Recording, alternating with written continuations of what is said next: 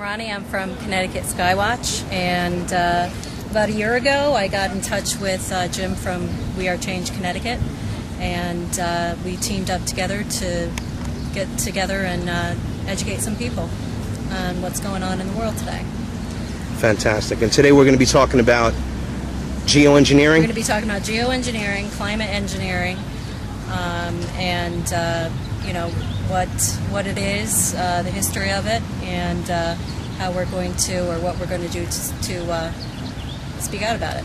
One information that I got was that the Oxford Airport's actually Oxford is very small, very small town. Except for they put millions of dollars into this upgrade, and they redid this airport. And I just recently heard that they are expanding the fire department to be able to allow some military airplanes to come in there. And so that's interesting to me. And I talked to some local people who didn't know anything about it, but apparently Sikorsky's turned them away and told them that they couldn't, they can't for whatever reason land there. So now they're going to be landing in, old Oxford. So, I mean, we do know that sometimes they come in there, once a month or something like that for reserves, for training and things like that. But they're definitely, expanding the fire department. They're going to have more traffic going into there. So that's really interesting, too. And a lot of times people do find, there's airports, there's public airports all over the place. They can fly out of wherever they want to, basically. So, and they're commercial planes. Are they flying under the military? Well, the information that people have gotten from this Evergreen Air Facility, photographs and things like that, show refurbished commercial airliners that are being used. Right. I mean, after the whole downturn in the economy, they just sort of parking planes, and I'm sure that was happening. Yeah. And a couple of interesting things with that. There's a new video that somebody put out with some more information about Evergreen Aviation and all of their connections to other companies, and they've expanded to become weather modification companies or corporations now. So, and they're advertising that? Yeah. Yeah.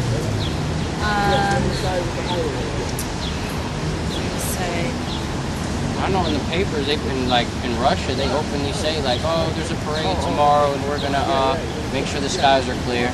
Yeah. So they openly admit it in Russia that they in Germany modify the actually weather. they were called out by the meteorologists. The meteorologists had some balls, and they decided that they were gonna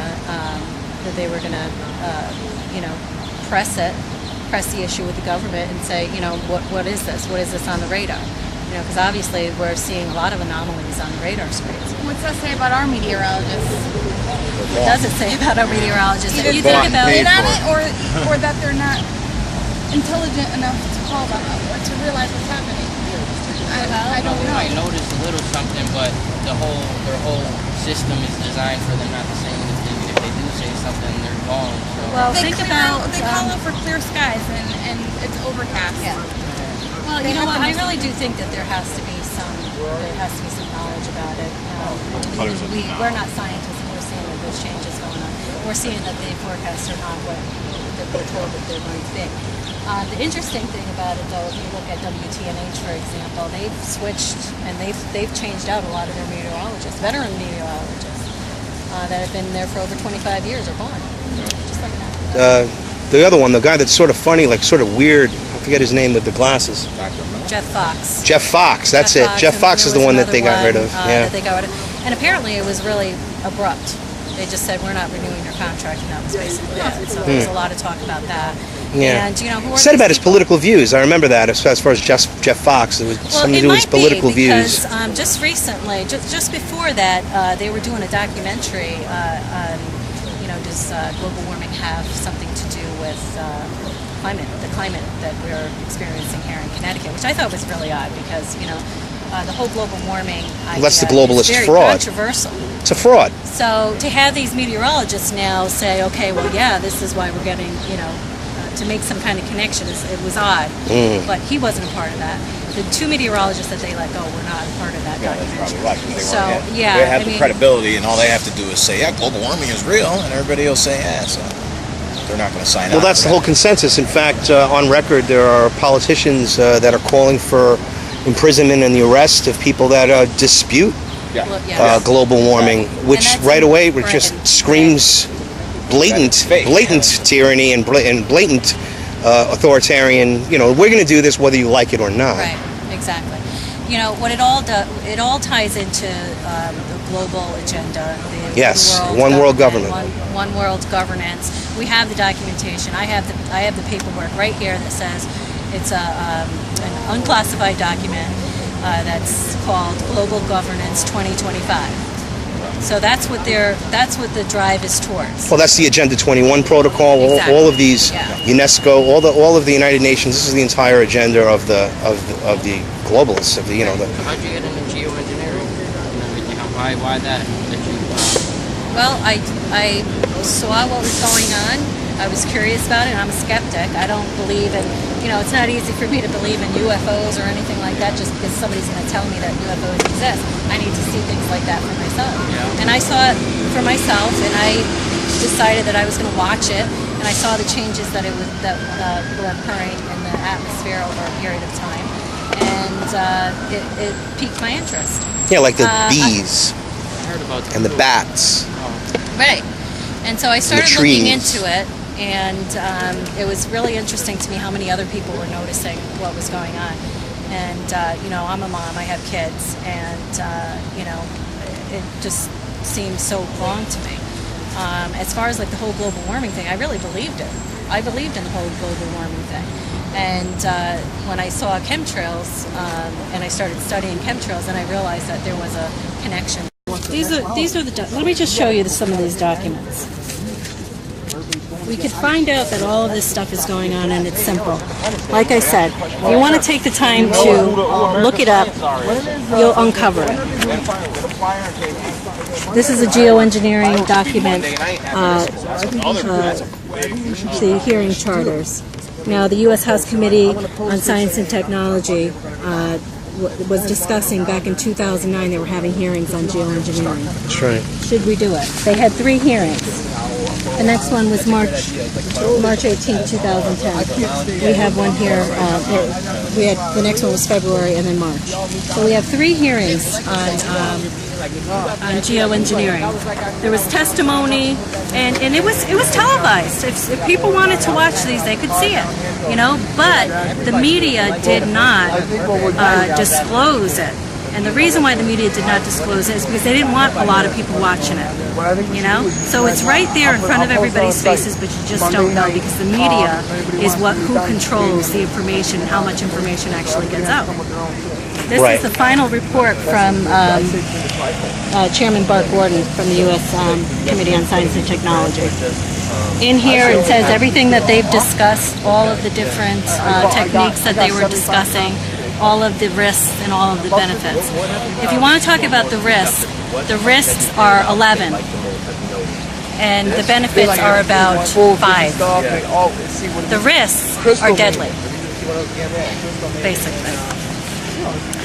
Now, Connecticut Sky Watch, along with some other constituents, got together and we wrote a letter to Bart Gordon, and we told him that we knew what was going on, and we told him what laws they were breaking, and we told them that we wanted them to stop it immediately.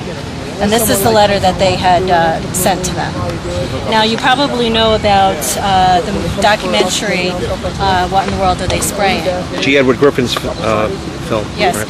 G. Edward Griffin, Michael Murphy, and Paul Woodward. They did the grunt work. Yes.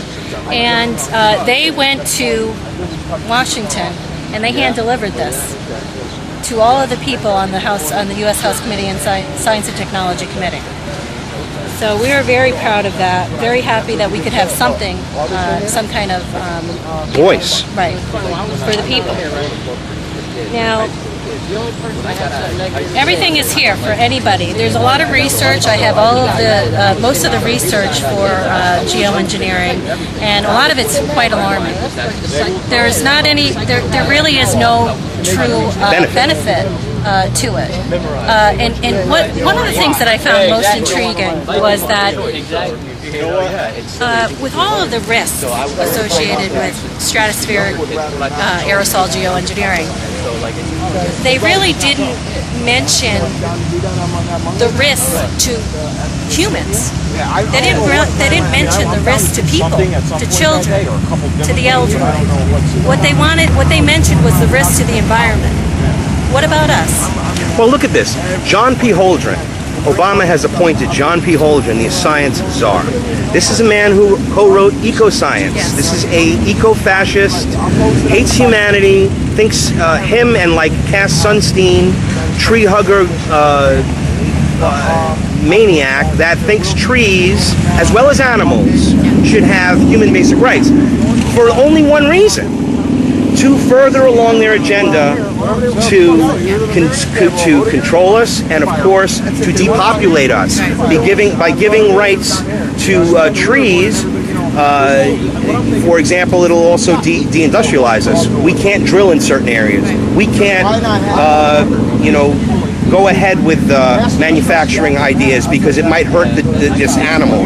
So this is what we have to understand: that it is a concerted effort to destroy the manufacturing capabilities of America and make us a service economy and make us service. And sovereignty. Sovereignty and the sovereignty for world government. They have destroyed our sovereignty in order to forward their agenda. And it's happening. Systematically, we can see it happening today. You talked about the John Holdren and his book Eco-Science, and in that book they share ideas for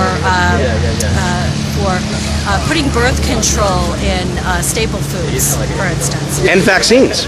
and water supplies. But the one thing that they pointed out was that as long as it didn't hurt animals.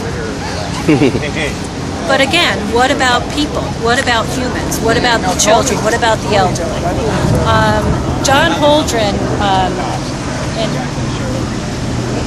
the whole thing, the whole eco-science book, the whole elitist idea is this Gaia religion, where it's all about Mother Earth, and they've really been able to push that on people. Well, that's how they want to end religion. Earth is to be the religion. The one world religion, one world government is for the Earth, Mother Earth. Right, and there is a document actually. It's a United Nations document, and I can't tell you what it's called right now at this moment, but it talks about what is unsustainable. And one of the things that is unsustainable is Christian religion. Along with crazy things like floor tiles. Anything that anybody does to live off of the earth is unsustainable. It doesn't include us. But yet these people that have all of this money and everything, I would encourage them to be the first. If overpopulation is such a problem, if people can't be trusted to conserve energy or things like this, and if we need to depopulate, they should really just start with themselves. Oh, I'm sorry. They need to start with themselves. You jump first. Exactly.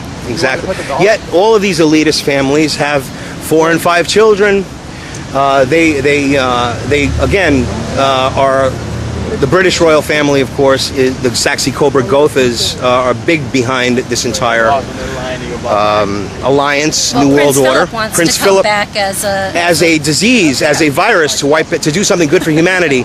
And again, he had a perfect example. You go right to him and Passé and King, who started the Club of Rome in 1968. Again, it's all about population control, all about that. And of course, also with Prince Bernard.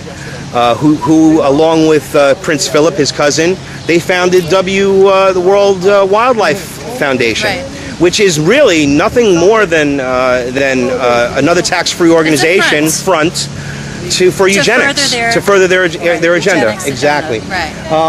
You know, it's hard for folks to believe that they're drinking water that is slowly causing them to have cancer and bone cancer, and You're supposed to trust your government. you're supposed to trust your government. And if you don't, you're a terrorist. You're a terrorist for questioning your government. You know how it happens? What you and I are doing here today, talking about this, speaking out about it, sharing the information, is something that is, they want to make it extinct. Well, it's a threat to their system. See, like when you wake up to the reality, you won't take a flu shot. You won't go through the naked body scanner. You won't take the grope down. You won't accept them coming into your home, even though in Indiana they passed a law saying you can't stop a cop from coming into your house, no matter what he wants, for any reason. Just totally violate the Fourth Amendment. Totally, 100%. You are a terrorist if you do that. We are under a fascist takeover that we're submitting to, as Aldous Huxley said. The best type of servitude is one where the slave doesn't realize he's a slave. And they embrace their servitude. They embrace their their football games on Sunday, and they're dancing with the stars. And they say, yeah, things are tough, they'll get better. They'll get better, they'll get better. Well, historically, that has been proven to be true. But now, since our government is facing, it's not $14 trillion. It is $1.5 quadrillion of unpayable derivative debt that these banksters created. Give a listen to some of the things we're discussing. That's right. He hasn't heard that one before, has he? Wow. You're not going to get it from the mainstream. Free media, truth. Go turn on TV and get a bunch of That's lies. right. In fact, MSNBC got $200 million from the TARP bailout to tell you the truth. Tell you a lie. Well, it's the Orwellian nightmare come true, sir. Invented television. War is peace. Ignorance is strength. Freedom is slavery. Which side? What I'm saying, sir, is that the media lies to us. They get funded by the government. The CIA does covert operations, okay, to facilitate the United Nations and NATO towards a one-world government through the Council on Foreign Relations, okay? But that's like, you should not accept that. It is again. We're going to stand up for our rights and protect the Constitution, which has been trampled upon. Together and start preparing ourselves and informing ourselves to stop this tyranny that they're doing. Because the only way they're going to stop it is if people like you and I get up together. There's only a couple of them. It's education. It's education. We're fighting in Libya now. There are 4,000 people running our world, That's sir. the UN that approved that, and they got our troops over here. Who gave them permission? Yeah, you know that, right? They're dropping bombs in Libya. Yeah, of course. Do you approve of that? No. Exactly. I don't like war. But why is Obama telling us that before he got in office, I'm going to get us out of Afghanistan and Iraq, and now he sends us to Libya? And we're still in Afghanistan. And we're getting ready to go in Pakistan. Don't forget Syria. The first thing he did in office, when he got in office, sent 60,000 troops to Afghanistan. What's all this nonsense that he's talking about that he's going to pull them out? Yeah, he was going to pull them out. There are more in Afghanistan and Iraq now than there were before he took office. He's going to pull them out. He's going to bring them home for a couple weeks, and he's going to send them to Libya. And he's going to deploy them. We'd love to hear what you guys got to say. You're always welcome to stay and listen. We are Change Connecticut, sir. We are Change Connecticut. The GMOs? Well, I know that GMOs is definitely a connection. We know that Monsanto, for instance, came up with a aluminum-resistant seed, and that's patented. That's why I was glad it was going. What's this thing about about mixing a cattle with a human genetics that The milk? the milk? Really? Is it? Is that? Tell me that's just rumor. That's horrible. I don't know about that. Per Spider se. goats. I've heard about the about monkey those that things, glows? but I really haven't done that much research on it. Of course, the most interesting to me was the fact that Monsanto, who was also in the White House, as we know, we have The beloved Michael R. Taylor, yes, VP and former top lobbyist we have and two attorney people that are working in the for Food and Drug Administration. right. So the most interesting, of course, is the aluminum-resistant gene because or patented seed. Because obviously, that's going to be that is the problem that we're seeing today Right when it came out. with crops. The soil pH is off, and things are not growing. The soil is unhealthy. It's sick. It's dying.